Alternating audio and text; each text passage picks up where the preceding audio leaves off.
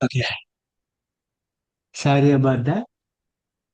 Okay, so we were at this point. So we now have these four variables, d underscore ABO, d underscore RH, r underscore ABO, r underscore RH.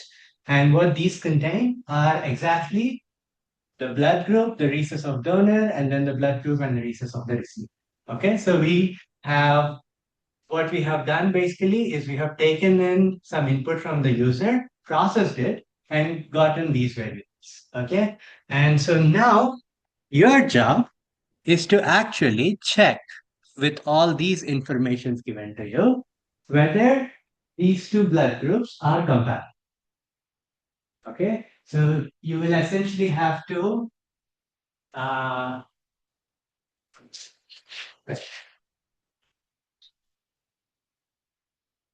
so these are the portions you have to fix, which is firstly, you're going to assume that they are going to be ABO safe false. Okay, so that's just what is called a flag. So you always assume that it is not going to be compatible. And then you'll check a bunch of conditions. And once you check those conditions, maybe it turns out that they are compatible. So then you update the flag to ABO safe AB underscore safe equals true. Okay. And then similarly, you will have another thing called recess safe. And then you have to check for whether the recess is safe or not. Okay. Does the uh, assignment make sense? Yeah. Okay. So this will be the first exercise. So please try to just copy this code into like a small cell below and then try to run it. Of course, it won't run, but at least try to break it into multiple cells so that you can see what each variable is storing and so on. Okay. So I would suggest copying till here into one cell and then using another cell for the rest of sorry, copying till here in one cell and the rest of it is in another cell. Okay.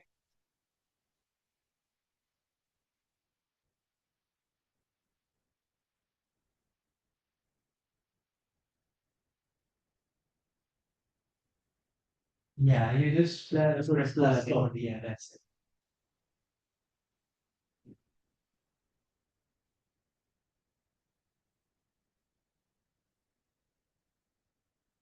Yeah. So, but which you can try running this cell. Yeah, just run it. But no, no, no, there is nothing. No, no, see. Yeah, see, it's asking you for donut that type.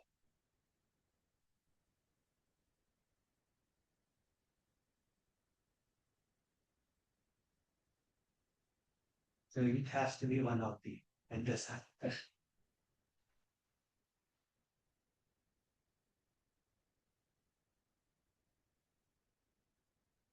Yeah, it will ask you to receive those. Yeah. So you see, right? This is what you were expecting. Okay. Yeah. Now you can continue to see when is ABO when is there an ABO compatible. So that's step three. We have to fix that. Yes, you have to fix that. In the second step. Yes.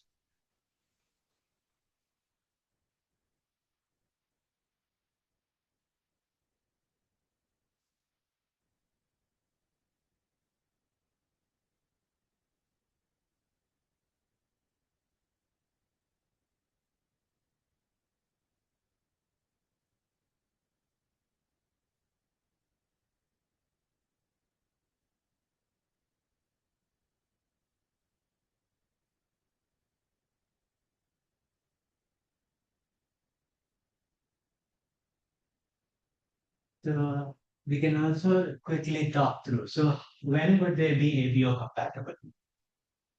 What are the conditions? RH has to be the same size. No, no, we are first going to just check the ABO thing. Like forget the recess. The whole and receive everything. So not, no, can give. Exactly. O can give everything. So If donor is O, then it is ABO safe. ABO safe is true. Okay, so that's the first condition. Okay.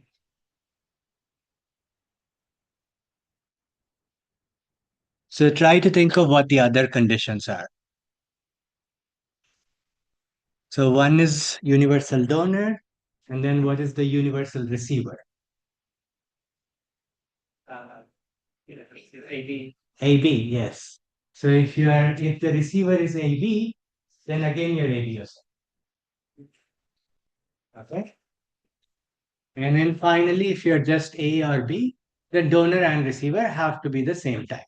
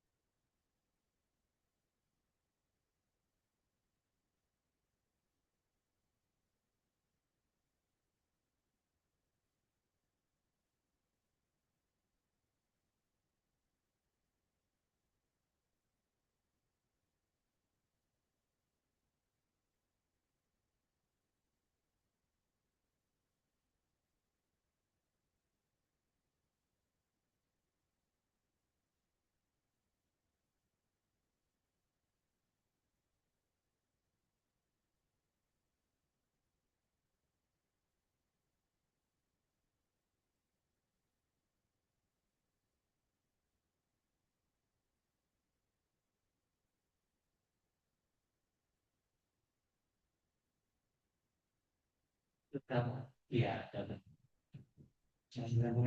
when you have drinks, you always have to practice. Not practice studies, hospitals.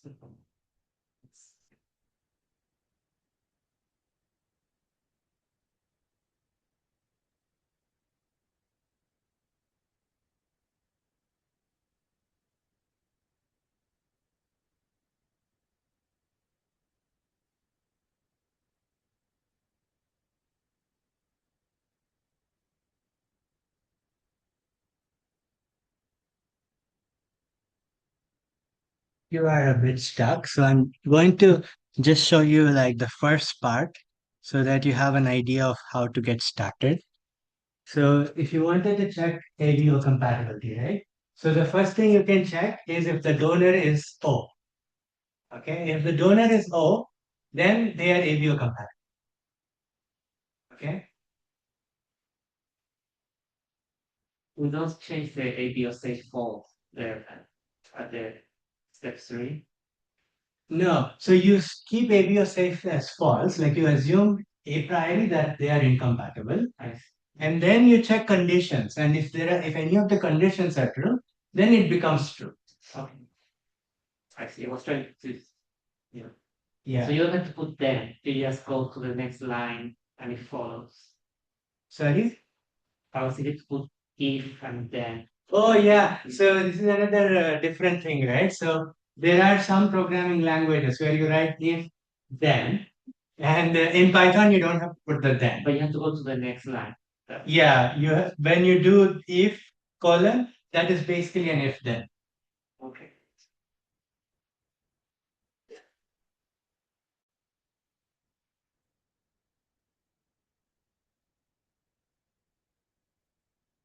Uh, I hope you now have a rough idea. So I will let you again think on it. Okay.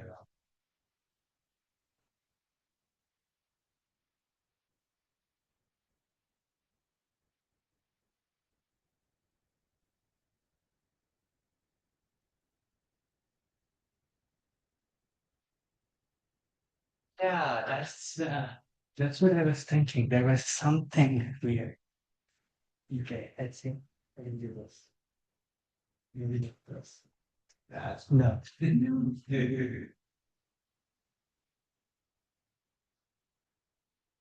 Unfortunately, I think this is the most dim it can be. Okay. And unless the next option is off. Maybe this one. Oh, that's. I think this is too much, right? Mm.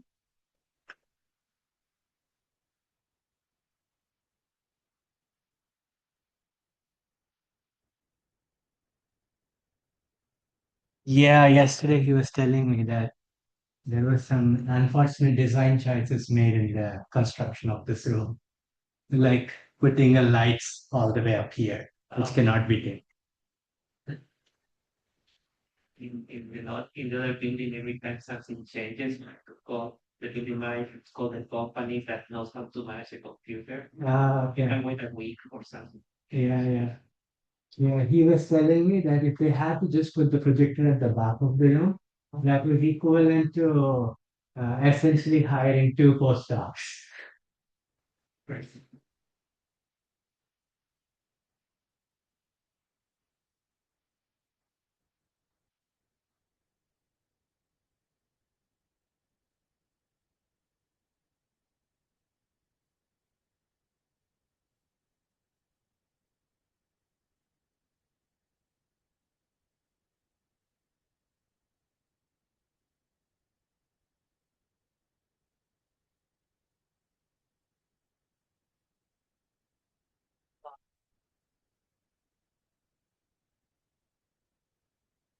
I just kind of thought of it. Yeah. Because with few statements that if something happens, it will only evaluate that code block once. Yeah. So you don't need a break. But for example, if it was a for loop state, then you would break. Okay. Second is continue with the if tree. Yeah, you can basically go with the if tree. Uh, are you still confused? Okay, so the idea is basically you have, let's see. Oh, you haven't entered the blood type yet. So let's enter something, okay? Let's say O plus.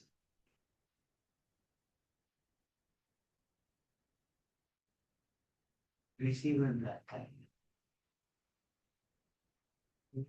Mm,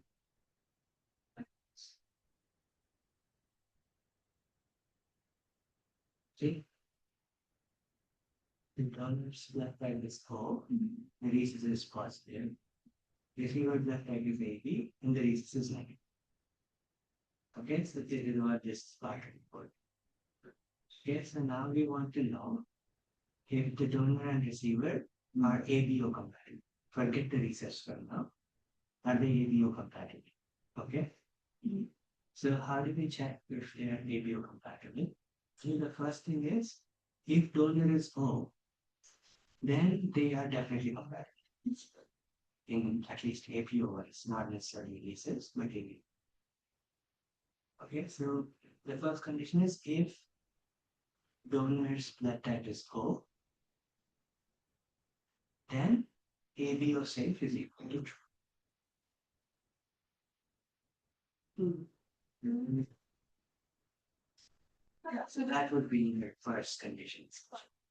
I need business nobody else. I'm gonna speak English. Yeah, sure. Okay, interesting. So the first condition is let me write it down as comment and then you can fill in the code. If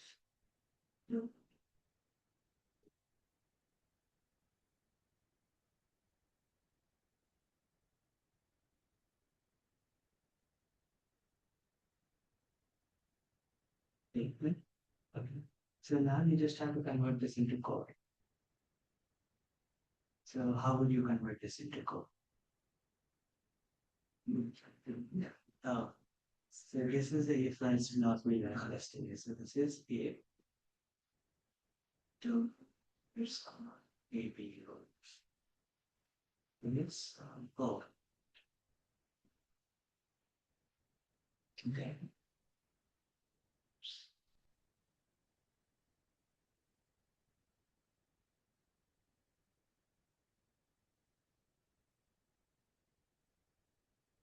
So I'm just saying this whole get away with the apartment. Then what happens comes inside. So then if you want this percent, you assign this to be true. Okay. So now the next condition, for example, is if the receiver is AB, then again ABO saves true. Okay. And if these two don't happen, then what needs to happen is the donor blood type and the receiver blood type must be exactly the same. Okay.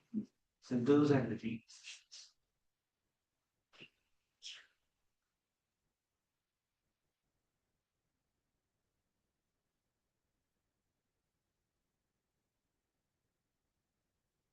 Oh, the time was posted at this year. Okay. Now this time, please will be here. And all of the data have already just six. So that is all code that works and that I want to see. Let's see what it does.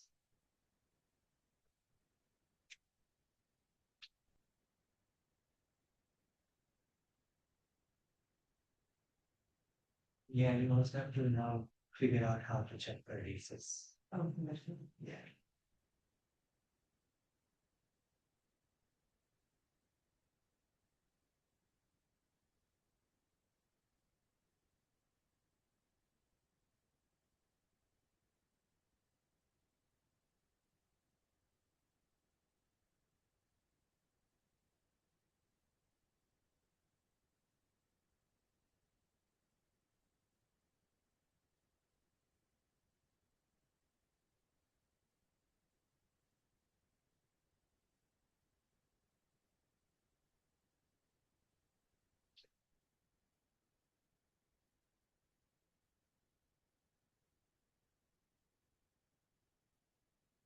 Here's a phone university student. Correct. Now, if I want to start matching kind to the, do you remember logical operations and things like that? Yeah. So that's what you use. And not then. Actually, not that. If this and then become medical system, everything happening. I want to talk. Yeah. I want.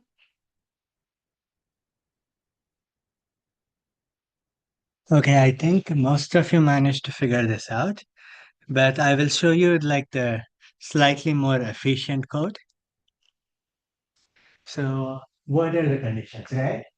So, if the donor is O, okay? So, so here what I'm saying is in all in English, but you can see that it literally translates to code, right? If the donor blood type is O, then they are ABO same, okay? Here, now this is a choice basically whether you want to use an elif or an if because it's basically the same. Similarly, if the receiver blood type is an AB, they are a universal receiver, so they are also AB or same. Okay. Now the third type where you can be a little bit fancy like this is where you don't necessarily check whether if donor is A and receiver is A, then they are AB or same. That is true. Similarly, if donor is B and receiver is B, then again they are AB or same. But you could also take the shortcut where you will be like, else if donor ABO equals receiver ABO. Okay? And here it is very crucial that this is an else if. Okay? Because these other conditions had to not be satisfied. And only then this should be there. True. Okay? But to be honest, it really doesn't matter if you figured out just all the if statements, like that's perfectly fine. Like just four if statements would be very good actually. Like these are the kind of optimizations that always get you in trouble eventually. But they would save you space. They will save you space, but it's really, yeah, exactly. It's a very small code, and how much did I save, right? Like I saved so little memory and time that it's really not worth it. And here now people will just be confused. Okay, so then now we move on to checking recess factor. Okay, so the first condition is first they need to be at least ABO safe. If their blood group is at least ABO safe, so instead of condition one, I have replaced it by ABO safe here. So if the flag ABO safe is true, only then I proceed to check anything else. Otherwise, I already know their blood groups are not compatible. So, okay, so let us say that ABO is actually compatible. So then we are going to go check their recess. So if the donor recess is minus, or the donor recess is plus and the receiver is plus, then we know they are safe.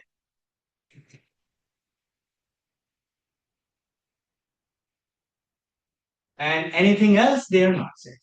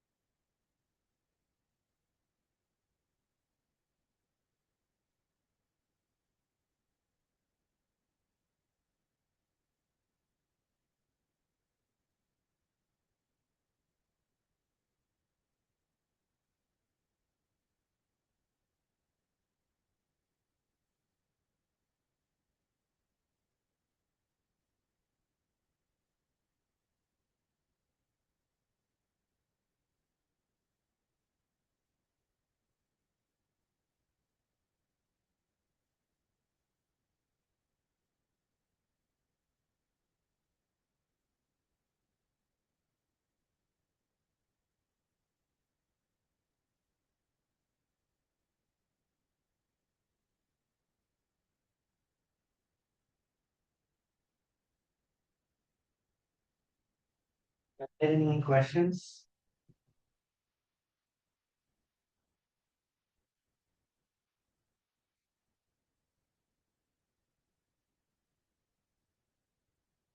So the else we don't change it. Hmm? Yeah, we don't change the else. That's just it. We make a mistake. We don't change. Oh, no, no. Sorry, the code you asked to write. That's it. The else stays the same. Yeah, yeah, the else stays. Essentially, you just have to fill in two conditions here, this and this. So the first condition, you before you check anything further, first there needs to be ABO safety. If there is ABO safety, then there has to be recess. So this is the logical statement I was also telling you before about or. Like in your case, it would have been and if donor ABO equals A and receiver ABO equals B.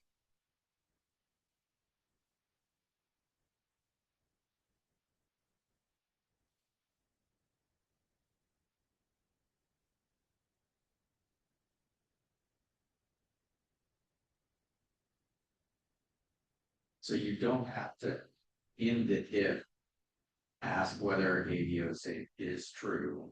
It is already asking that just by writing it if ABO is safe. Exactly.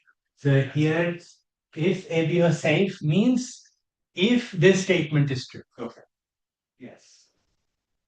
So this is actually a trick we will use all the time. So another shortcut for saying true is not being empty sometimes. So if you have an empty list, that translates as false. Okay. So if list, and if that list is empty, then it will not execute that loop. So there are these kinds of funny tricks you can play.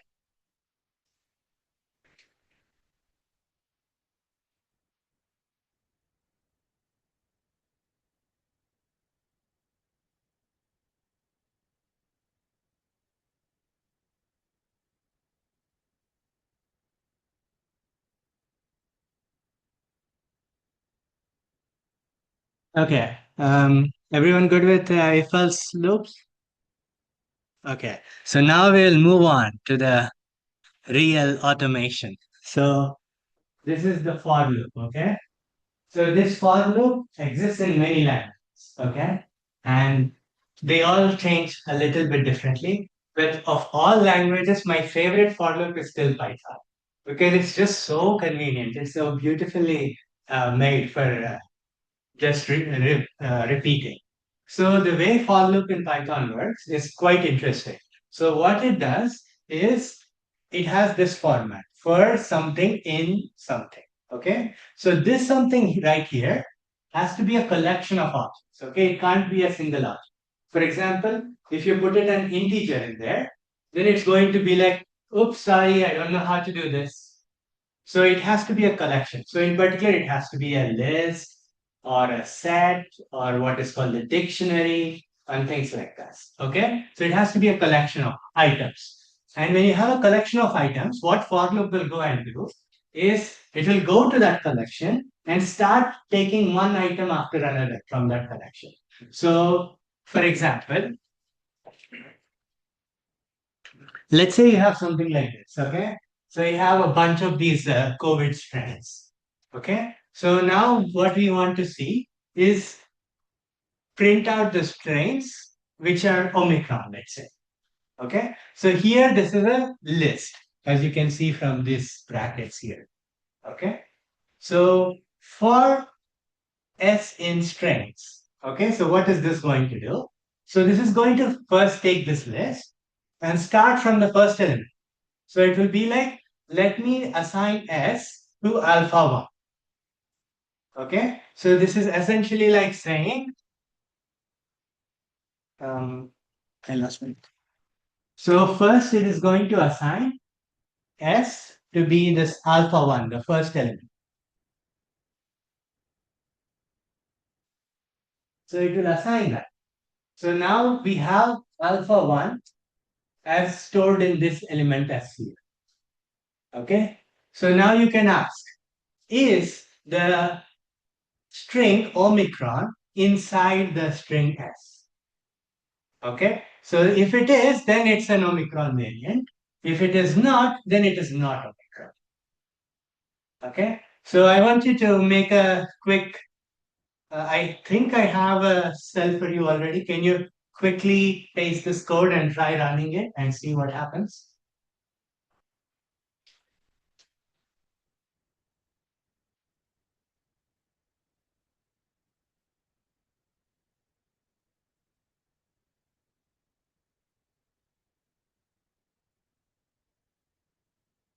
Okay. Now, how would you modify this code if I want to detect both Omicron and Delta, not just Omicron? Uh, you put a EV. You put in? Helix, which is oh no, Omicron or yes, Omicron or this or that. Yes, exactly. Or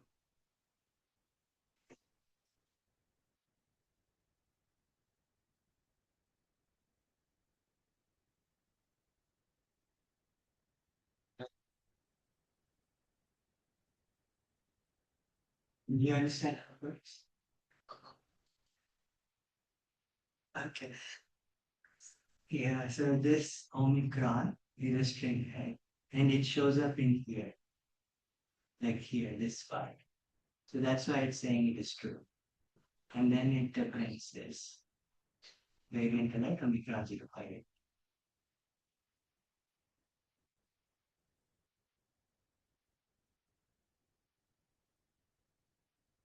I thought I did. Oh, you got alpha use? I use more than the alpha identifier. Should I be use I don't know, if Omicron or even oh okay okay. I know what happened here. So wait, so this is actually very funny what happened. So if you say Omicron or Delta, Python has a way of taking all of things. So it's checking for something else in S. I see. So it's not checking whether Omicron in S or Delta in S. Oh, so anything can be just. Yeah, so these two are very different statements. So where do I write this? In or uh, let's see.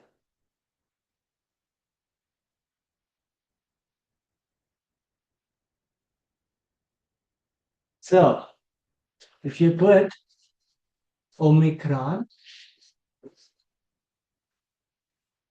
in S or Delta in S, right, you can all see.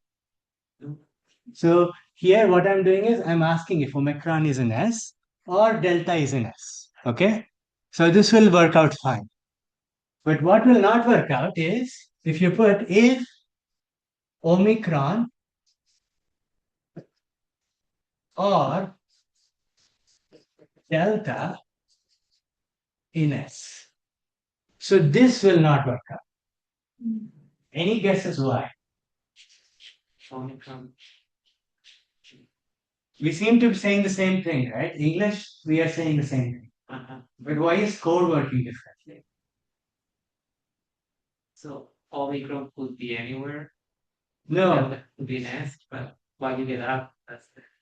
No, I want you to try printing out just Omicron or Delta. Yeah, you get alpha in the list. Sorry, what do you get? Oh, you get out. Here, I corrected it, but this is what I did, and then you can. No, you don't get alpha exactly. Oh, all right. I got it before. Weird. Alpha identified. Yes, but so let me see. Yes.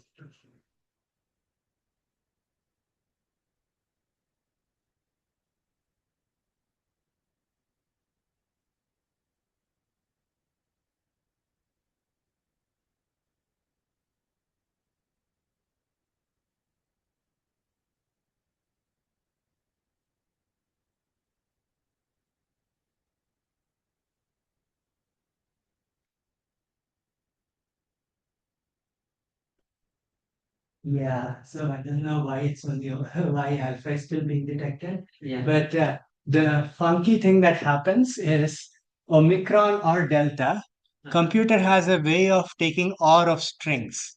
I see. Like it will do some sort of a bitwise OR or something like that.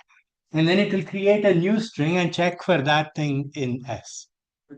So that's why this might not exactly work out. I see. So you have to be extremely detailed in the instruction. Yeah, exactly. Like you have to first check if Omicron is in S or if Delta is in S. Can you use parentheses? Yeah, parentheses would be the best. Although you wrote is the scan complete is not Omicron or alpha, so want if Omicron in S or alpha, given the statement that you have in else print. Oh, right. Sorry, say that again. Right, so for your else, it says scan complete is not Omicron or alpha, so for the if it should be Omicron or alpha, not delta. Did I say alpha? I thought I was saying Omicron or Delta. Oh, okay, no, that, I wrote that, never mind, I see it up.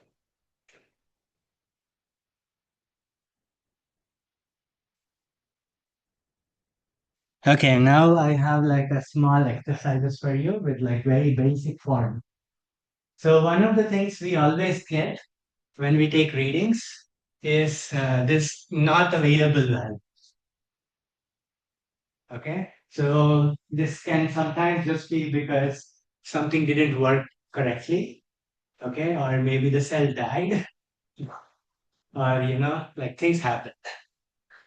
Someone didn't wake up at the right time. Anyways, so you'll have a bunch of values, but you'll also have some none readings. Okay, so none is, as you can see, it shows up in blue like this. Okay, so you can actually ask if something is none exactly. So now what I want you to do is I want you to nicely loop through this list and print out values which are not none. So if your example, if I write for R in readings, print R, then I will print 12.5, none, 14.2, 13.8, none, and 15. I don't want to print out the nuns.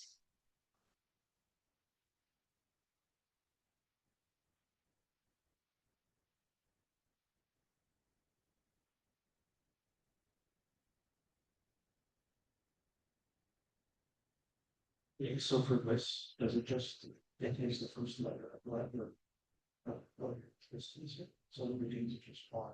How does it know that all is? No, it doesn't know. So you can put anything here you want. So you X? for X in readings. And then X will become the first element of the list. Alright. It will not be this R of the readings. It will be X becomes 12.5, none, 14.2, 13.8, none, 15.1.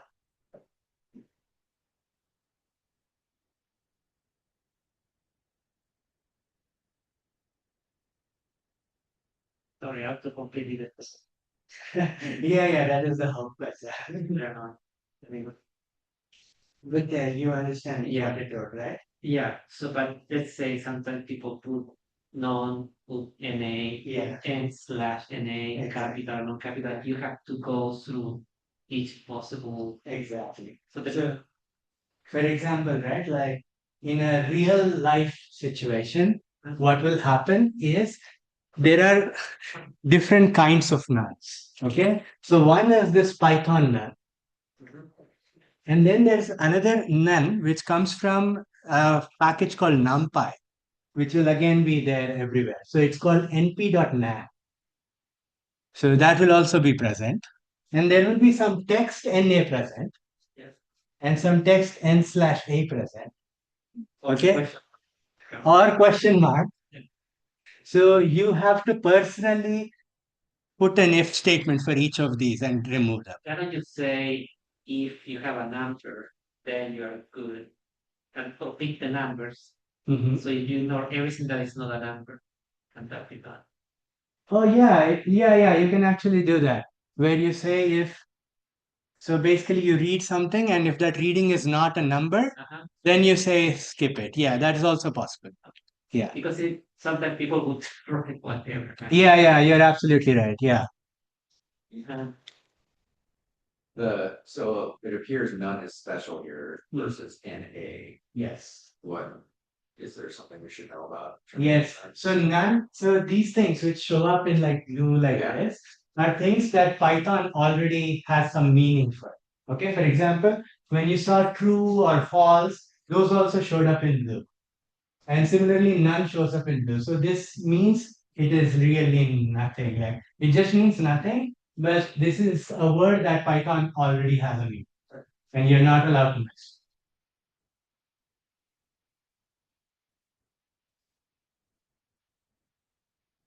But is that the depth within your lists, it's better to have none? Or I guess just depends what you do with list. Yeah, it really depends what you do with the list. Like it would be great if you know all the data you got had things like this. Okay. That would be absolutely beautiful data, but you will never have it like that. Like as he was mentioning, right? You'll have some people putting question marks. So you just have to Yeah, clean it. clean it. Yeah. Yeah. And then data analysis, like cleaning is really the main part of the job.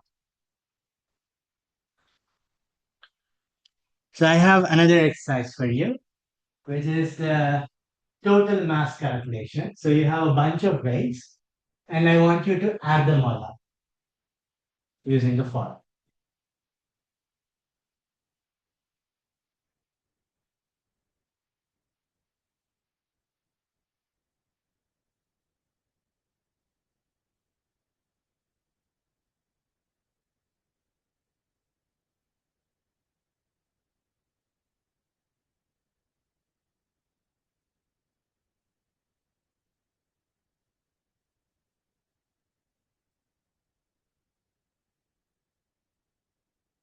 If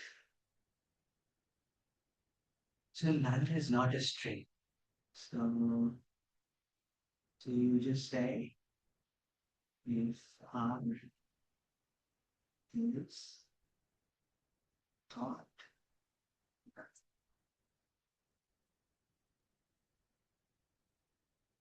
Let me just print that. That's it.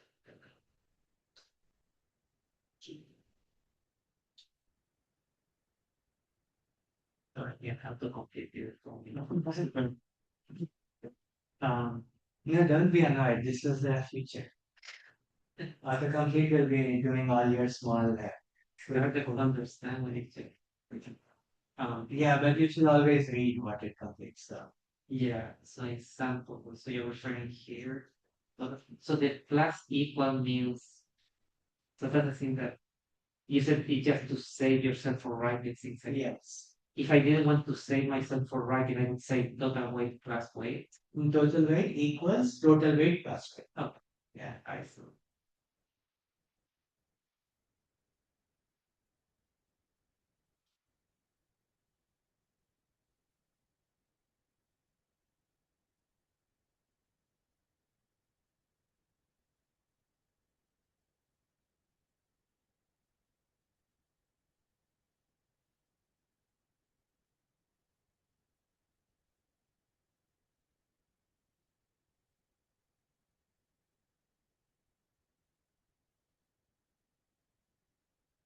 Because it's recurring, he will keep creating a new total weight with the previous one at this age. Exactly. So let's try to work out what this formula does, okay? This is a very useful exercise. So what I want you to do is after you do this, I want you to put a print statement, print total weight.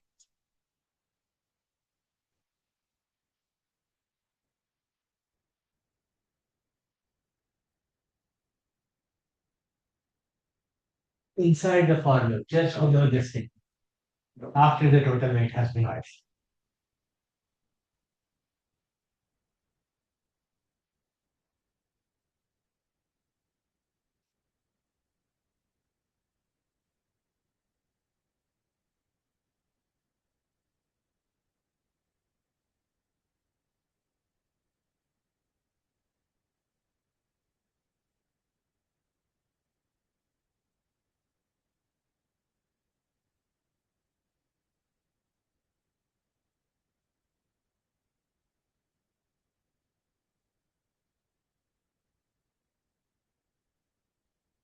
So the thing I wanted to show you now is once you start putting for loops, right? What's going to happen is your code is going to perform so many operations that it becomes slowly intractable to for you to perform those operations in your head and make sure it's doing the right thing. Okay. So what we need is we need to be able to somehow track some of the performance. Okay. We need to track what the computer is doing. And the best way to track it is with a bunch of print statements. Okay. So now, like for example, AI auto completed this for you, right? Like the total weight equals total weight plus weight. And you were a little bit unsure, let's say, of what it actually means. So then you can just start putting print statements everywhere. So here, for example, I put print adding weight, weight graph. So here you can see the weight goes through the list. So 1.2, 3.4, 0.8, 2.1. So these are all elements of the list and it is nicely going through all of them. 1.2, 3.4, 0.8, 2.1. So when you use the for, the first element there is automatically initiated when you put it there, the weight or S or whatever Exactly. it is. Yeah. Okay, so it's, you don't have to define it as some variable. By putting it in this for loop, it is being defined Mhm. within the structure. Exactly. Okay. So when we say for weight in sample weights, what it means is weight is a variable that I have defined, and it will pick up each element of that list and become equal to it once at a time. So not that you have defined, but that it's now being defined by writing it into this. Exactly. This line. So the computer is doing Yeah. all that behind the Okay. scenes. In traditional languages, what would happen is you would be like, oh, let us say we have 10 numbers in the list. I will go first to the 0th location, take that value and assign to this variable called weight. And that is what you would have to do manually. Whereas in Python, it does all of this on the own. So that's why it makes the code look much nicer.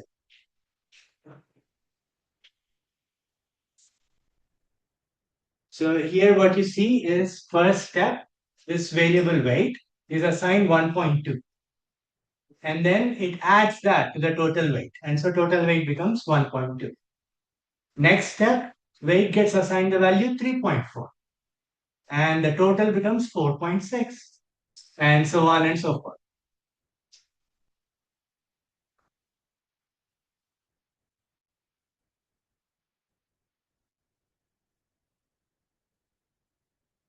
And here again, you see our beautiful floating point errors. It's actually 5.4, but it decides it's 5.3999999999995. Yeah, it's warning you that. Yeah. And then it adds 2.1 and all of a sudden it becomes 7.5. It doesn't become 7.4999995, it's just 7.5. So these are the problems with floating point errors. So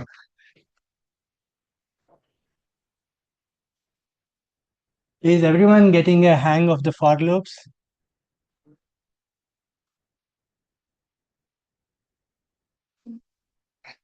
So again, as with if loop, as with the if else statements, you need to be really careful with indentation. Okay, so whatever is indented like this, that's all inside the loop. Whereas if you put them like this is outside it.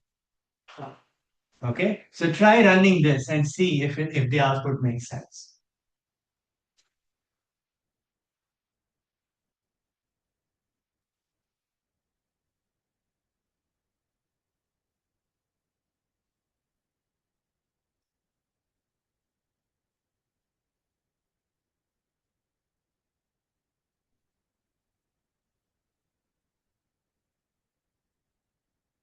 Yes.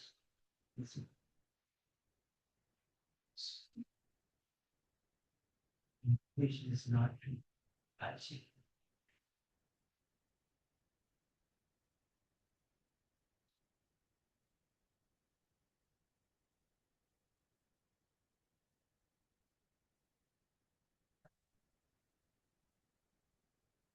So in this, what will happen is there are two elements in the list. Okay. So you're gonna go through the loop twice. The first time you'll print this is inside the loop. This is also inside. And then the second time again you'll print that. So you'll get four statements, just these two repeated twice. Now in this one, what will happen is there are two loops again, but only this is inside the loop. So it will print this is inside twice, whereas this loop that's on the outside will only be printed once. Okay, so you have to be very careful with these things because indentation can go wrong very easily and it might still work and then you'll have all sorts of problems. Okay, so if you remember our shark tuna prey predator model, we are going to continue now. So instead of just doing a one time simulation, we are now going to do 100 steps of simulation. Okay, because now we have the for loop, so we can repeat certain operations multiple times. Okay, so I changed this up a little bit. So let me just quickly walk you through it. So here we have the shark's X and Y position. They're 0 and 0. Okay. Tuna's X and Y position are 30 and 40. Okay. So the distance is 50 between the shark and the tuna. And the initial speed of the shark is zero point 0.3 in the X direction and 0.4 in the Y direction. Whereas the tuna is faster normally. It's not moving along the X direction, it's just going up along the Y direction. Okay? At speed of 0.8. And what I have set as the detection threshold is 25, which means if the shark and tuna are within a distance of 25, shark is going to see the tuna and try to chase it. And tuna will also see the shark and try to do it. Okay? So the main new thing that we add now is this sentence right here. So most of what's inside is something that you have already worked out yesterday for second in range 1 to 101. Okay. So what does this mean? So this is the way in which you can create lists of numbers. Okay. So here, when I say range 1 to 101, what this means is this is a list of numbers, okay, which starts at 1 and ends 1 before the end, okay? So 101 is never reached. So this will go from 1, 2, 3, all the way up to 100, just 100, okay? So this is actually very important. So when you put 101, it only goes up to 100. Okay, so this will be exactly 100 time steps. Okay, so this is how you create like lists of such numbers. Okay, so now what are we doing inside the for loop? Sorry, and the computer understand that second is the second element. You don't put a two for it is a for second. No, so You're the defining second. second is a variable name I define. I see. And so here the range 1 to 101 is what? It's a list 1, 2, 3, 4 up to 100. You're going to pick any one of those.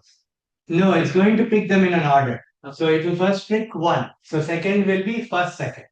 Second will be second second. Second will be the third second, and so on. Okay, so it will be the time unit essentially. So now what's going on is this. For second in range 1 to 100, we will calculate the distance between the shark and the tuna. Okay, and if the distance is less than 1.5, we will just say the shark has caught the tuna, and that's it for the tuna, unfortunately. Okay, and if the distance is less than the detection threshold, then there is going to be a chase on. Okay, so that code you have to fill in here. And else, the shark will just be swimming at its speed and tuna will be swimming at its speed. So this whole block we had written without the for loop before. Now we are just adding a for loop to make this action written. And then there are like some print statements here, so don't worry about it. But the main thing I want you to fill in is this portion here.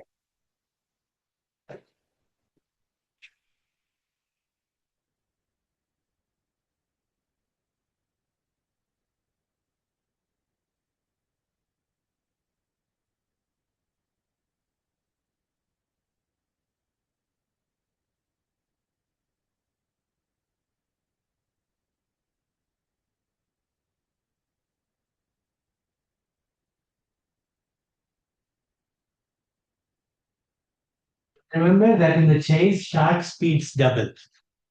And so there's a small comment up here where I say the shark speed will double. So here the shark speed is roughly 0.5, but when it is chasing, its speed will be 1.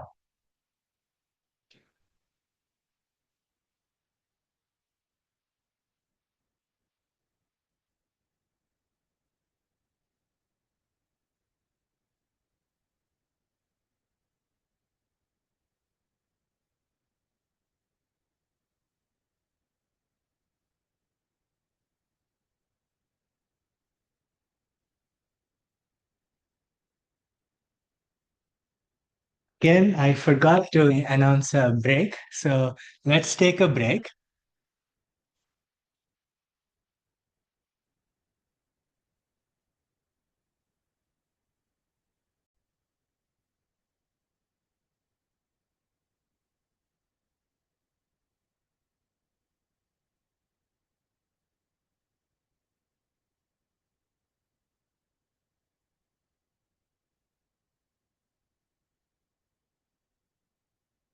Real life when the times you have all the page information linked in the same order in whatever database you're creating. Yeah, Because otherwise you move something up and down and you go. yeah, exactly. So, like for instance, like I'll give you like a practical example of how I would be using this code. So, for instance, what I would do, let us say you are a neurologist, okay? So if you're a neurologist, you have like the EEG recordings of all the patients, okay? Hour by hour, more or less, especially if they are in surgery. Okay, so now you'll have patient one, day one, file one. Patient two, day one, file two, and so on. Okay, so you will have all these files. So the first thing I would do is I would go with Python and be like, oh, go and look in this directory and see all the file names that are there. So then I'll first get day one, file one, day two, file two, and so on. And once I get all those files, from those files, if you are again like in neurology or something, one of the things they do is they do a band pass filter. So they take the EEG signals and then they try to differentiate it into what are fast signals, what are slow signals, and so on. And now each of these files will be like slow signals, patient one, slow signals underscore patient one underscore day one file one. So that is how you would use something like this in real life.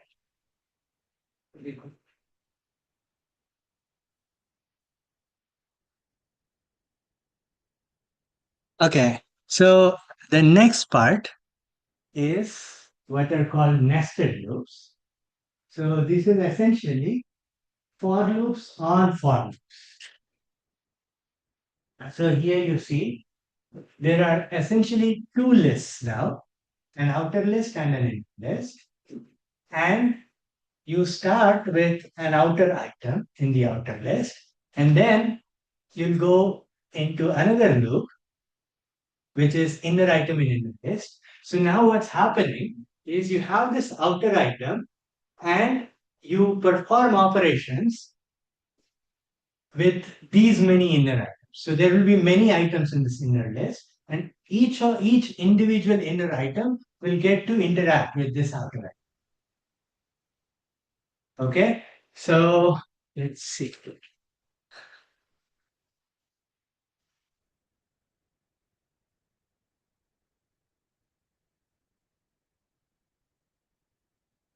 So I want you to try running these two pieces of code and print out pairs to get an idea of what's happening with the nested loops.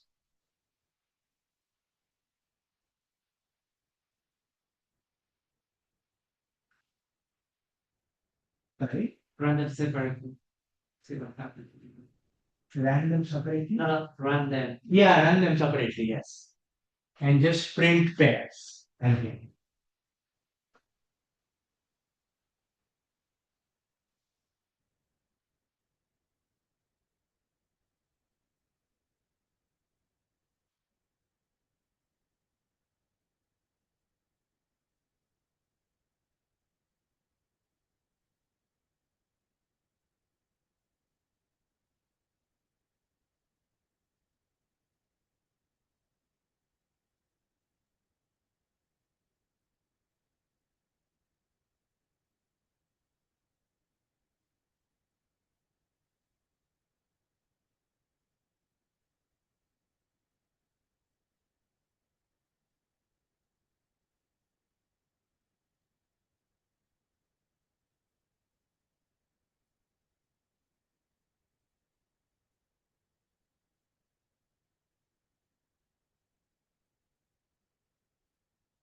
So you should see something like this. Okay. So this is what I meant. So what's happening here is for x in a comma b. So x becomes a the first time.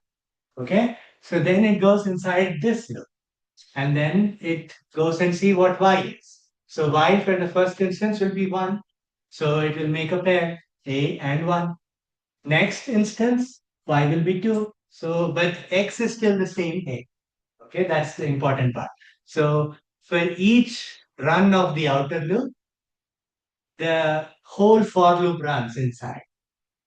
So the y changes 1 and 2, whereas a still remains the same.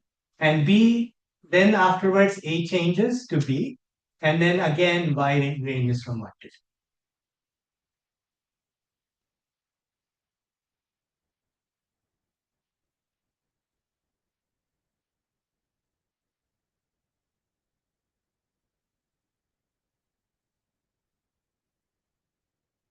Any questions? So in general, like how many operations will be performed, right? So if the length of this list is say 100, let's say the length of outer list is 100. Let's say the inner list has length again 100. How many operations will be performed if you have two such nested loops? Exactly, 10,000, 100 times 100. Because this outer loop will do 100 loops, but within each loop, the inner loop is going to do another 100. So it's multiplicative. So things get very complicated very quickly.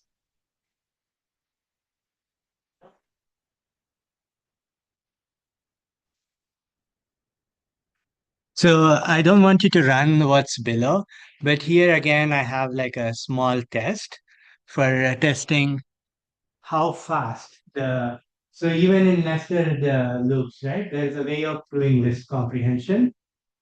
And you can again try to see by time it how fast normal double for loops will be and how fast a nested for loop inside the list will be. And if you check the time, at least on my computer, which is really slow, there is like a significant difference. And maybe on your computers, which are faster, maybe you won't see. But in general, the using list comprehension is supposed to be good in general.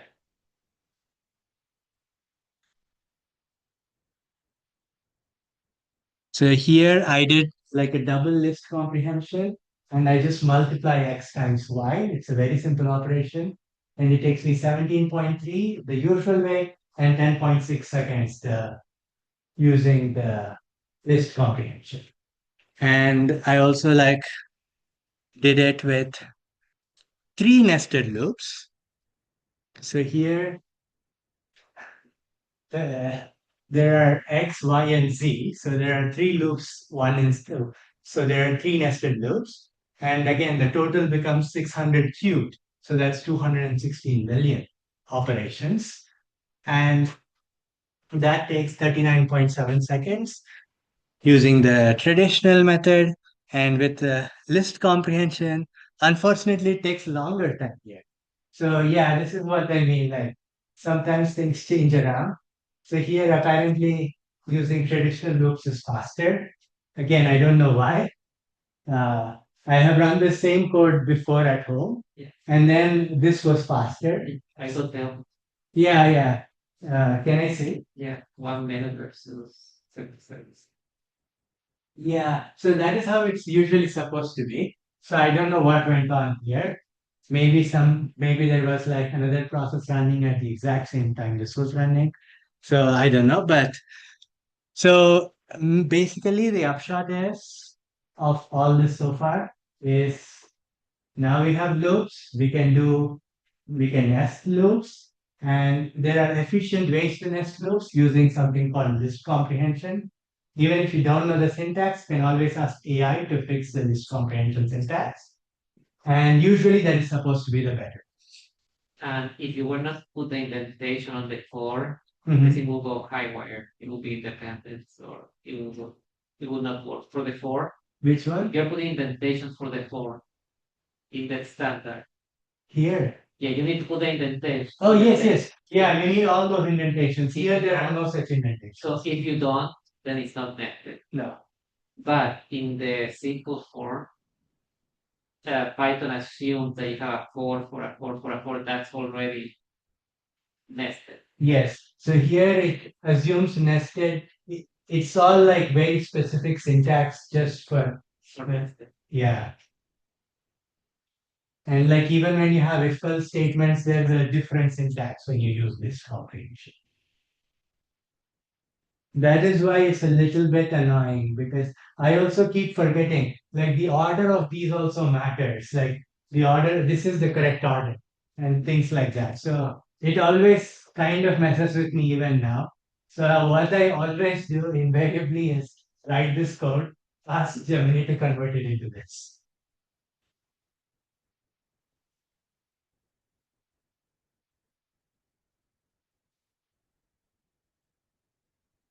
Okay, so now we'll talk a little bit about the object we have been using all this time, list.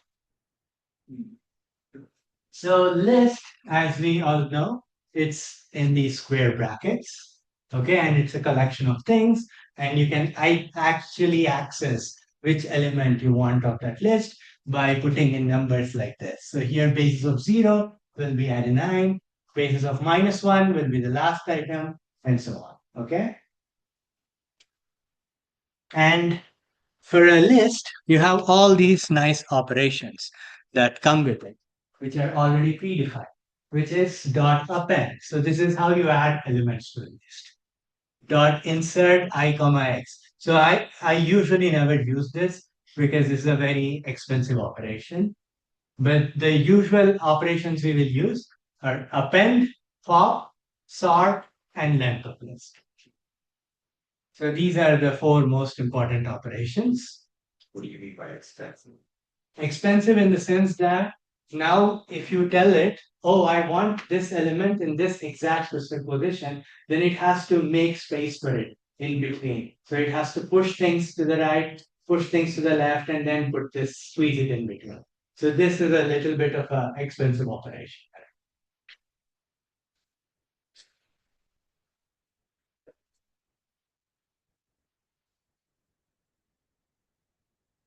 So now what we will do is we will have a quick activity where we will basically take a list of lists. Okay, so now I told you you can make a list, but you can also make a list of lists. So here, what we are going to do is we are going to pretend that we have some real data. Okay, so if you have a single cell RNA sequencing data, uh, this is what most of you are interested in, right? Okay, good. So you already know what single cell RNA sequencing data looks like. Okay, so I'll just briefly tell you. So a single cell RNA sequencing data, how it looks like is there is a list of counts for each single cell that you give to the laboratory.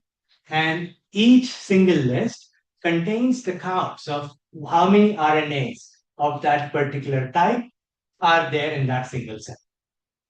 Okay, so here, what I'm basically doing is I am creating a random list of integers. So I am looking at 20,000 genes and I'm looking at the counts. Okay, so for each gene, I'm seeing how many times the RNA of that corresponding gene appears. So here it will be some random integer from 0 to 500. Okay, this is highly unrealistic of how actual data looks like. But this is like a first approximation so that we can come up with some fake data. So that is what this cell data will do. So you have a list of 3 lists, and each list is 20,000 long because we are keeping track of 20,000 genes, and there are 3 cells we are keeping track of. Again, highly unrealistic. In single cell RNA sequencing, you'll sometimes sequence a million cells. So here we are just taking 3 cells. So now, for instance, if I wanted to access a single cell, how do I do that? I'll just go and cell data of 0. So cell data of 0 is now not going to be a single element. It's going to be a whole list of all the RNA sequence numbers. Making sense? In one cell, right? Yes, in one cell. In cell number 0 specifically. Okay, and if you want it in cell number 1, it would be cell data of 1. Cell number 2, cell data of 2, and so on. Okay? Now, for instance, if I wanted to find the expression of gene 500 in cell 1, how would I do that? I would go cell data. So I want cell 1. So I have to first go into cell 1. And then in that, now that's again another list. So in that, if I want the 500 gene expression, so 500 is actually 501 because Python numbering starts from 0. So cell data of 1 of 500. So this will be the 501th genes count in cell number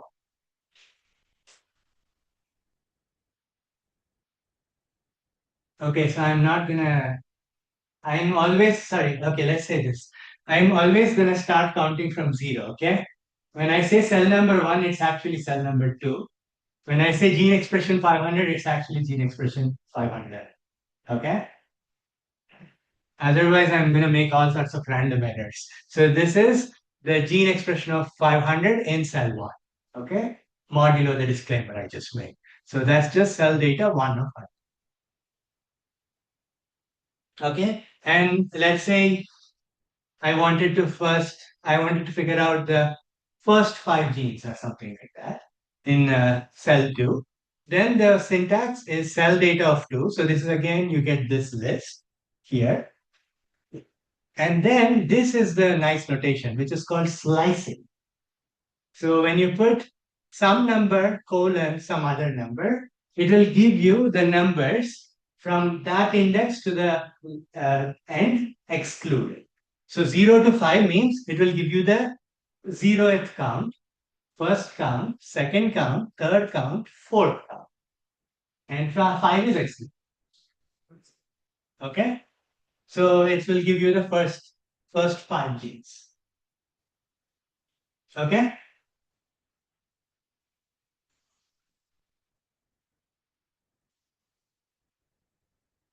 And so, for example, one of the things that people often do is they always look at the total transcription count for each cell. And any guesses on why they do this? Any guess on why you would be interested in the total counts? To make sure that you get the sequencing work. Exactly. Sometimes the cell is dead, or sometimes the method did not work. So this is one easy way to check. If you get very low counts, for example, compared to everything else, then probably that cell was either dead or your method did not work, for instance. So this is one easy way to check. So what they do is they will check sum of cell data 0, sum of cell data 1, sum of cell data 2. So sum is another function that will add all the elements in the list. Okay. So today, before we had the total weight exercise, if you remember, where we started adding weights. So there was an easy way to do it by just using the function sum. You could just have been like sum of weights and passed in weights as a list, and that would have just given you the total weight already. But okay, so you can do this and use that as a good indicator of which cells are functioning and which cells are not. So I'll go through a couple of these data structures because they are all very similar and there are only a very few differences, but eventually we'll again do some exercise in the end. Okay. So the next thing I wanted to talk about is the sets. Okay. So again, this is very similar to a list. Okay. Except it's defined like this. So if you remember, the parentheses have changed here. Before you had those square brackets, now you have these flower brackets. I don't know what are they called flower brackets in English? Yeah, so in India we always call them flower brackets, so I'll just call them flower brackets. So the nice thing is in a set you are not allowed duplicates. Okay? So here you have lion, zebra, lion, elephant, zebra. So when you actually print the set, you will not see the repetitions of lion and zebra. So for example, if you have some things which are unique, then it's always nice to store them as a set. So, for example, if you have patient IDs, right? Patient IDs, it's useful to store them as a set because then you will never make a duplicate by mistake because set will just not allow you. Like even if you try to put a same patient ID again, set will be like, no, not doing that. And another difference between set and list is the list was ordered, right? It could be like list of 0, list of 1, list of 2, and there was a specific order of the list elements. Whereas in a set, there is no such order. You can still do this and you will get something, but you have to be very, very careful because, like, especially like things like this, where you have like multiple repetitions and so on. Like, for example, here I put in 5 elements. So now if I say observed species of 4, then I'm not going to get zebra. Like actually the set only has 3 elements. So you have to be very careful when you're like accessing elements from a set. The nice thing about set is it's useful when you have to do quick lookups. So, for example, let's say you are interested in figuring out if some element is in the set. So, if I want to check if lion is an observed species, then that lookup is really fast. What I mean by really fast is it takes a constant amount of time, irrespective of how big that set is. Okay, so this is what in computer science is called hashing. So what Python does for you underneath is it creates this thing called a hash table that allows you to look up very easily whether a certain page ID, for example, is in a set or not. So it's really fast. Whereas if you try to do that in a list, what it has to do is it has to go through every single element of the list, check whether it is equal to that patient ID or not, and then move on. So if the list is a million entries long, you can expect it to do a million comparisons. Whereas in a set, it will immediately know whether it's in the set or not. But it's already in the background had to do that for the set. So is that then is the speed of that time was already taken up at a previous time epoch or Yes. So basically, what's happening is it's taking up some previous time and some previous space to be able to give you this nice feature of a very quick lookup. and then so every time you then change the it's looking into your list each time for this set. So that set is then having to do that computation every time you alter the list. So, for example, if I wanted to add, let's say, a new thing, okay, like for example, a manatee. So, if I add a manatee to a set, then what it will first do is it goes and quickly checks if manatee is already in the set. If it is in the set, it will do that. If it is not in the set, then it will add it to this. But during this addition, it does a little bit more additional operations because it needs to be able to quickly check next time whether manatee is in the set or not. So it adds something called the hash of the function. So that's what it does. But for a list, it doesn't have to do that. So when you add manatee to the list, it just adds it without doing too much work.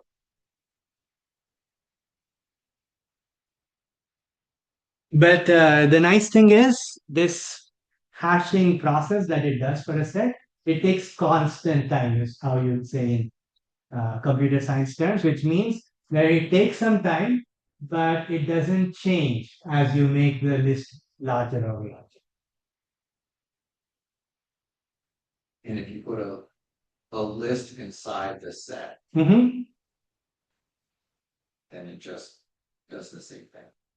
So you have to be a bit careful, I think, with list inside set.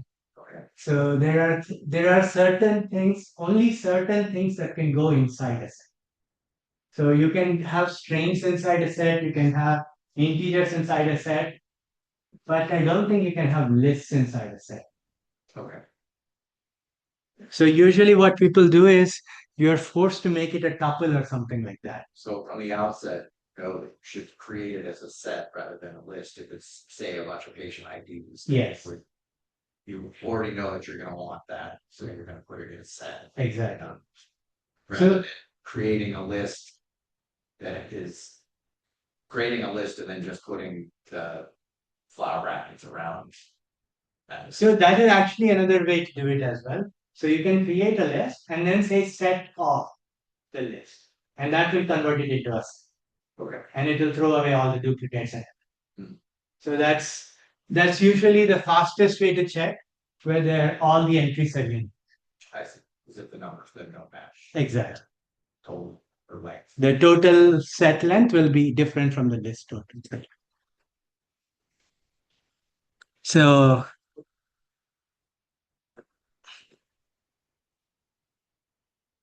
So basically it's this. So this is the function set, and that can be used to convert a list into a set.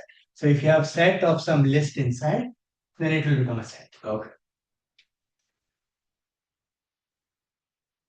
And the last collection, and this is one of the nicest things in Python, is what's called the dictionary. Okay. So what is a dictionary? So it again has the same parenthesis as a set. Okay. But the difference now is it has keys and values. Okay. Have you heard of this key value pairs before? Yeah. So basically, the idea is that you have things called the keys, okay, and they open certain locks, and these are the values inside that lock, okay, and the keys are always unique, okay, in the sense that this key will only open a certain lock, this key will not open another lock, for example, and every lock will have its own unique key. So here I'm doing like the most simplest thing. What I'm doing is I have these strings, alanine, cysteine, aspartic acid, but I do not want to write down that full name again and again. Okay. So what I'm doing is I am remembering that there's a shortcut I can make, like ALA, SCYS, and ASP. And I'm remembering the association between the abbreviation and the full name. And I'm associating this as the key value pair. So here, whenever I say amino acids of ALA, I will immediately get back this value, alanine.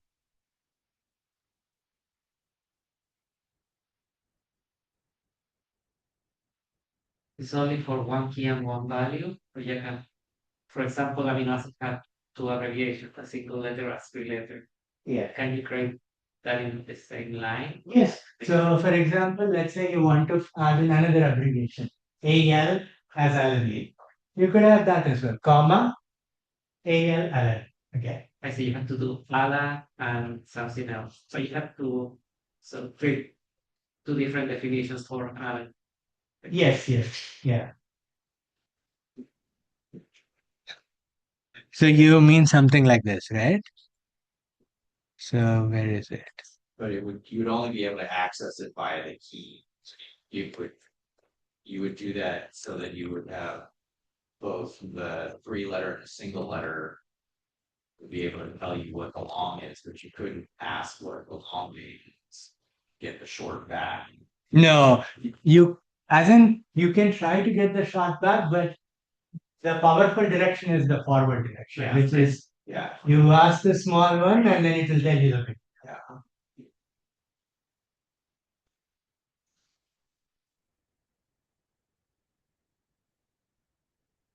And so, oops, I should run this.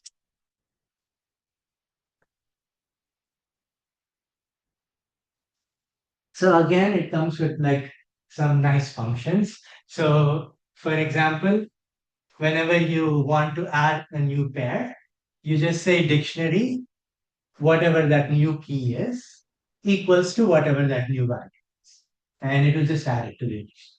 It's very, very simple.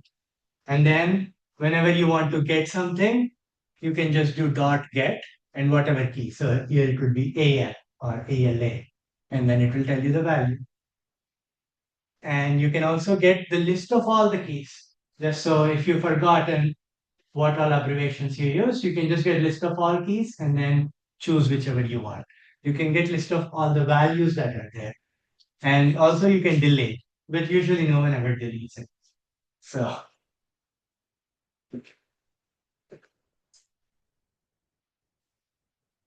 So dictionary is like in principle, right? Like you don't really need sets and all this. Like you have enough power to do everything that you can do with dictionaries already at the level of lists. With a list, you can do exactly what you want to do with the dictionary.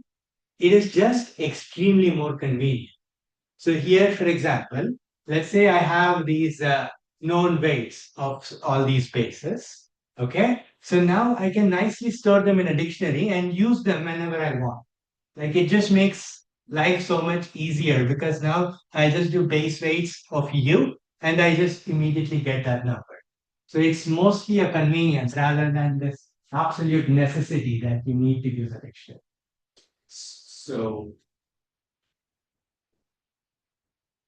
I see the advantage of this for the two by essentially infinite matrix, but if you have a third column in that matrix, then this becomes problematic or So you can even have like this double dictionary, like you can have a nested dictionary in the sense that, so for example, uh, let's say you had something like this. You had a bunch of um, what is the correct analogy? Let's say you have isotopes. Do isotopes are different, right? Yeah. They do? I got Okay. the point. Okay. So, so for example, let's say you have a dictionary where you have different molecular IDs and then their weights. Okay, but instead you can have for each molecule, you can have another dictionary where the new keys are now where you even check the isotope, where the isotope is placed. And for each isotope, you can give its molecular. So, for instance, then if you wanted to find a certain isotope, you would be like, oh, first put in this base, so base of this, and then you get a dictionary, and then you'll put in another, the actual isotope to get its weight. I see. So you have A here, but then you could have a list rather than a specific number. Not just a list, you can have a dictionary here. I see. So You have the dictionary. values Yeah, can right. itself be Okay. dictionaries. Okay. And that is where you'll start getting more and more. Hierarchical. Exactly. So you can create this hierarchical dictionary structure.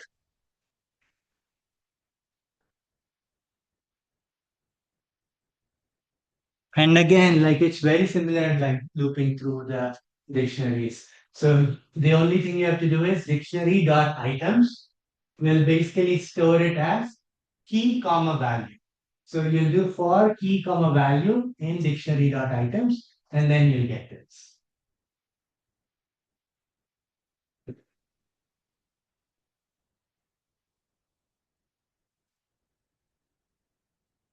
So we already covered the range function, and I will quickly mention the while loop, as no one ever really uses this in real life. So while loop is this thing where you do while a certain condition is true, but no one ever really puts it like this. There'll always be like for some range of time do something, and if a certain condition is met, break out of the loop. So that is the logical syntax people usually use. No one ever uses while loop, but since it's a traditional thing, I will just show you while loop has this kind of syntax, and it looks exactly like for loop, but instead of for you have a while and some logical condition. And as long as this logical condition is met, it will keep doing stuff. Now here you can imagine a classic error, which is, let us say this logical condition is always satisfied. What's going to happen? It will run forever. It will run forever. This is the reason people don't use while. Because a small mistake on your part can just lead to an infinite.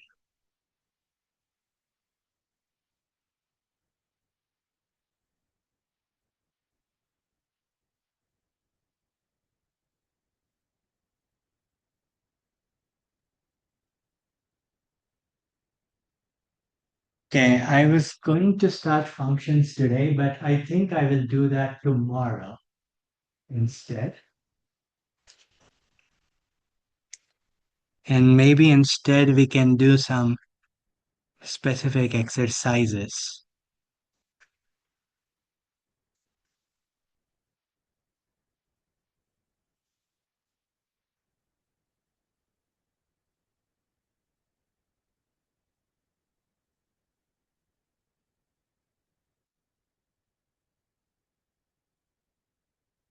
Okay, so we will talk about functions tomorrow, but I want to give you like a quick vista because most of you are interested in like data analysis.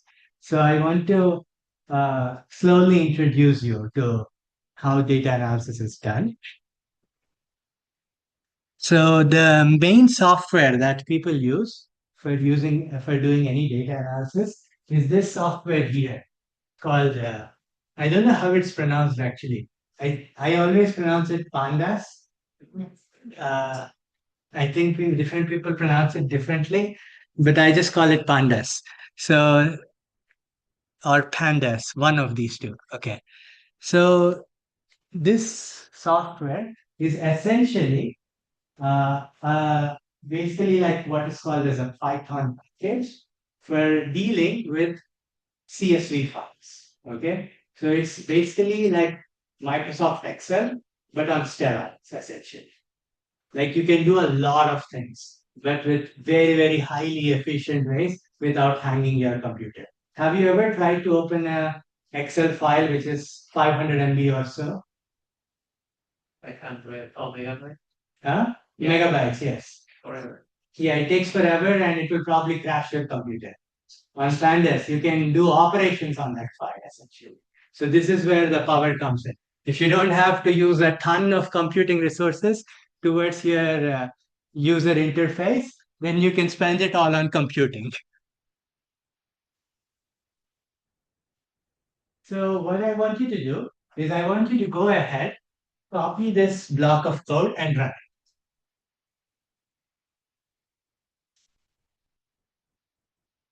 And then we will try to guess what that code is supposed to be.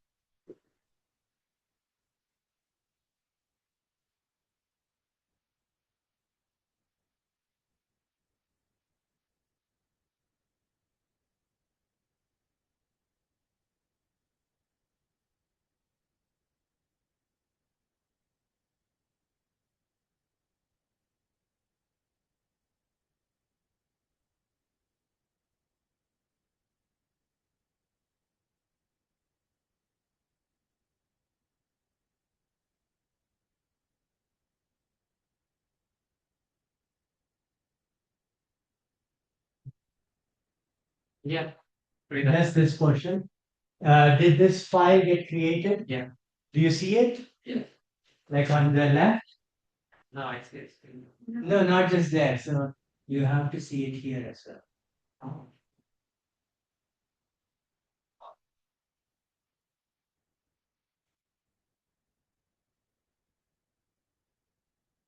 So, Where will we see it? so you have to see it in the files. So, Those files, yeah. not here. So here it is. Oh, okay, there we go. Okay, you can click on that note and open it. Is it new? Yeah, this is the place. Oh, it's a little, this is not. So, so this one. Collab, see, Yeah, it has a CSV. I see. Okay, you're able to open it and you're also able to access it. So just. Where do you put the tape? Ah, so the big. Oh, can I make it bigger? Oh, sorry, big bigger. So, oh no, I'm like. Oh, here. It's a very good.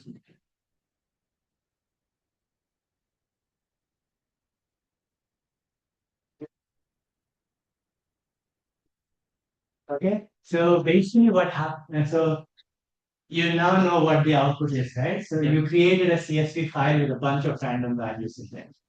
Okay, so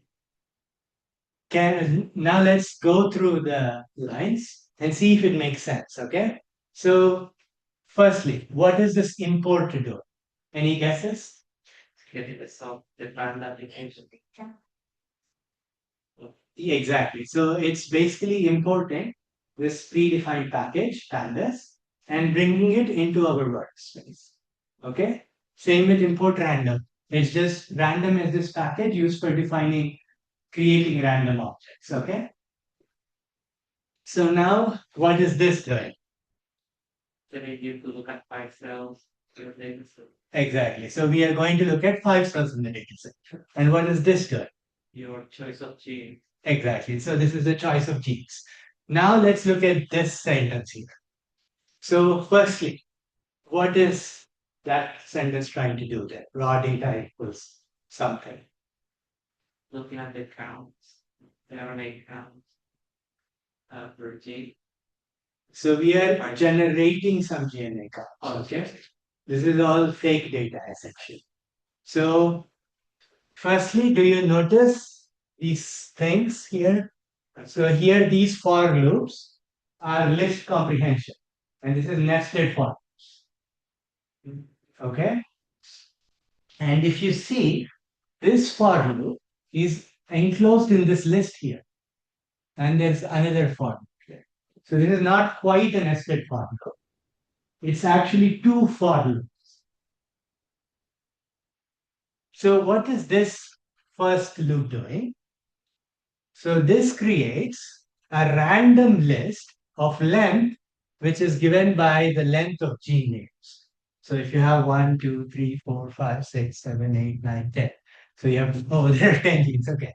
So there are 10 genes, and for each genes, it will create a random counts. Okay. And that is what this code here does. And now this is doing that operation, number of cells times. So if you were creating it for 5 cells, it will be five. So if you look at that CSV file you have, you should see 5 rows and 10 columns. Okay, so that's how we are creating this fake SERNA-seq data. Okay, and now this is all pandas now. So pandas comes in and being like, oh, we are going to create a nice Excel-like spreadsheet. So data frame is Python version of Excel spreadsheet. And basically it takes in this raw data and tries to put it. And it will also nicely put column names. So here when you say columns equals gene names, it will put the corresponding column names of correct gene names. So that's how when you look at the CSV, you will see the gene names on the top very nicely annotated. And every time you put PD first, you're calling Panda to do that work. Mm-hmm. So this is all done by this pandas. So here you see this pd.data frame. So PD is short for pandas. And so this is all being done by pandas. And then next df to save dot to CSV. Okay, so this is the data frame that I have, and I'm now saving it to CSV. So this is again a pandas function. And it is saving it into this file, scrna counts.csv. And then index label is LID, that is true. And so that's how it created your scRNA sequence counts. Where is index label defined is right there. So index label is just basically, You're defining it there. yeah.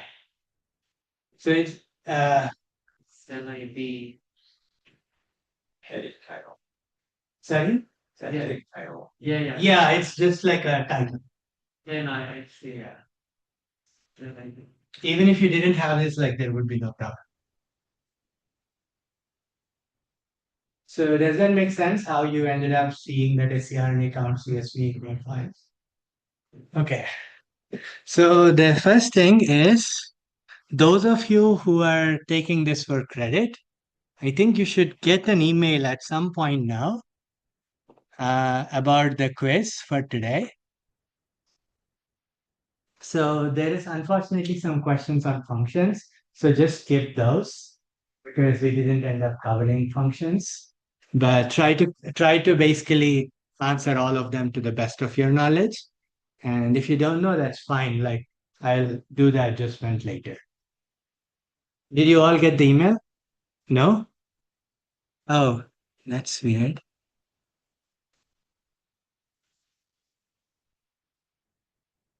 Wait, it says it's scheduled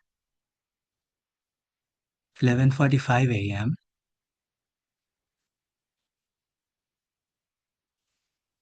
Okay, so I'm going to just cancel.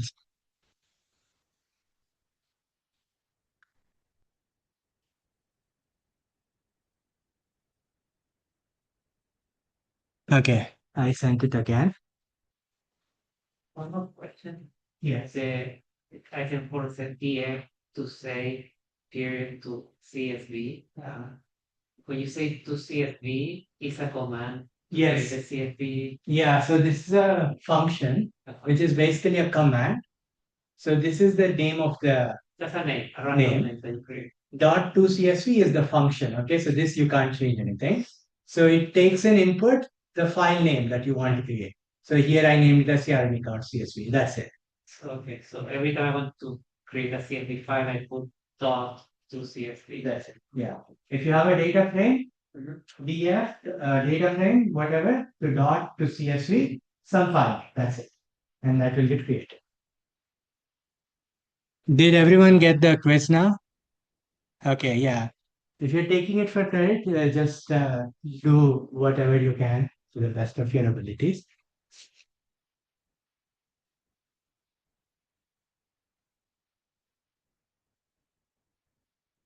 And for people who are not necessarily taking it for the quiz, I strongly suggest running the next steps. Yeah. So the next steps are basically reading and inspecting data and doing some quick analysis.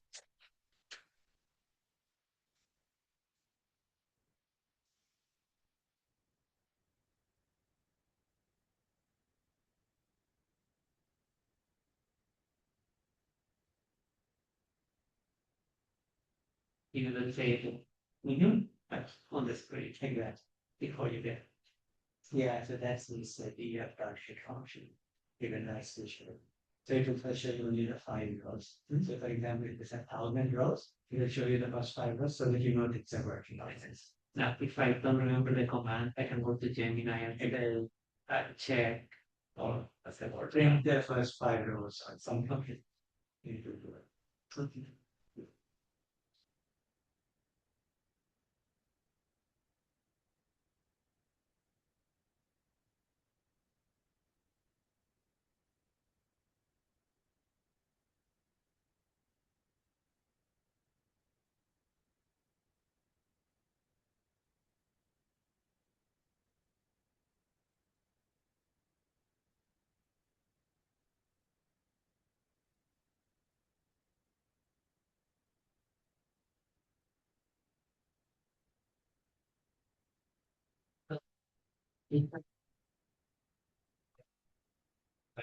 Very quickly. So I don't need to tell what environment is as long as I have it. Yes, the environment. Yeah, so for example, if it's a local machine, right, then you will have to put it in the directory file. The direct. So for instance, like initial, so if I go to this now, right?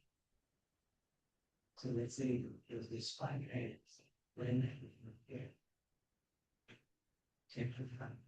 So you should draw it out to this.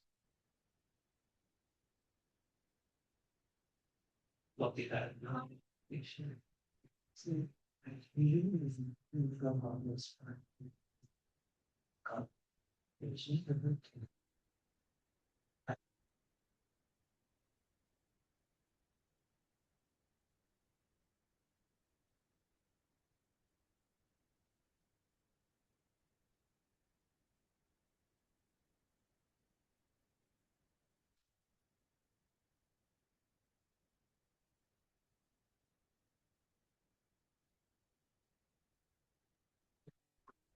Yes. Tomorrow we will have to wrap up. Going to like a full, like a basic data of this file. We probably attend just by us tomorrow. Yeah.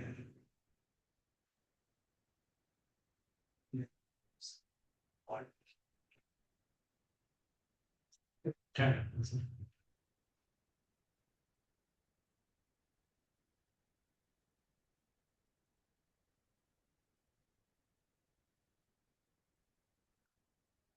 For the bar. And you have thousands of gene. So this is just to look for one gene in the meat. You have to create if you want to say, hey, I want to look at it of 100 genes. You have to create like a list, and then that list or a set will look the address, higher expression. So for example, if you're doing some like df.me, and that would be the name of it. And then you will be like, find me the genes at the top of the thing. Okay. You just ask Gemini to. So, yeah, Yeah, you even still. Yeah, nice. As long as you break it into nice pieces like this, it will always be there. Yeah, I have a master data for like a product then. If you have such a data set, if you can send it to me, I can process it and use it for this class. Sure. Okay. Yeah, if you send it to me, like I can just. And I said, yeah. Yeah. Oh, yeah. Okay. Then it's too much work. I'll just get one data set. Yeah. But yeah, because right now I'm going old school with Excel and Yeah, doing my yeah. best. This will like turbo charge, like especially if you're using Excel, like you can do so many things here. And then basically sky is the limit. Maybe they're beautiful.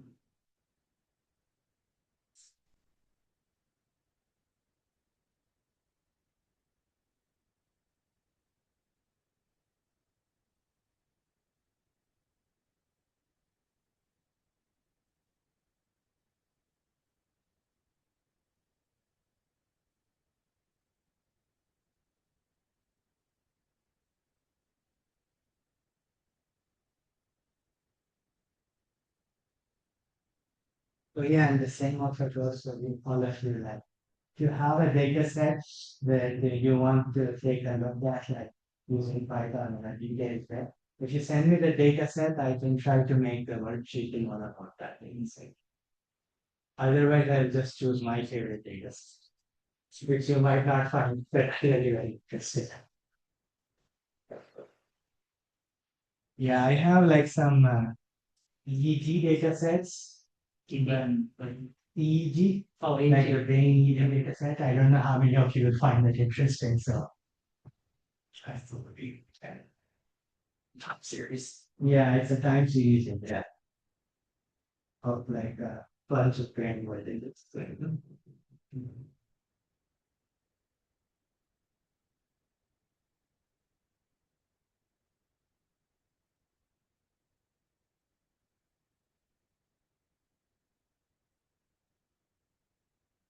now these days,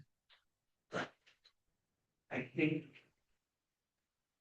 they there are web servers that you can put your data set and basically just click and Yeah, so Gemini will also kind of do that. Like if you just put in your data set and ask it questions, it will reasonable answers. but the advantage of having Python is you can uh, I mean, Gemini will basically do this Python thing in the background. But if you want to be sure that it is doing what it is supposed to be doing, you need to know everything. yeah. Because I'm sure the web server are very that they have a few options and we have to move with those. But with Python you can kind of start Yeah. customize it. Exactly. But it's Have you uh, looked into Cosmos? Mhm. Try Cosmos. No, what's that? Uh, it's a data explorer, essentially an AI-based data explorer, but it can take larger amounts of data and you can sort of get into ChatGPT, etc. Oh, And okay. you can include things like the papers. You can include an entire paper plus the Excel spreadsheets into it and ask it all sorts of things. Doesn't allow you to do a chat, so you have to give it a specific set of commands. So I I actually see. use ChatGPT to provide me the best set of commands to it, Mhm. and then run it in. And you can do probably maybe 5 to 10 free ones, and then it gets really expensive. Oh, okay. I'll try this out. It's called Cosmos. Costs kind of, Oh, okay. Interesting. it's by Edison. I see. Okay. Yeah, it was a paper they published, I think, just earlier last year. Yeah, I remember seeing Edison place. And I've had it go over some gene expression data. Oh, I wow. have no idea what to do, but it even creates graphs and plots and all sorts of things. So, but Oh, it's impressive. okay. I'm supposed to end the session Okay. here. So I will stop sharing and Stop recording.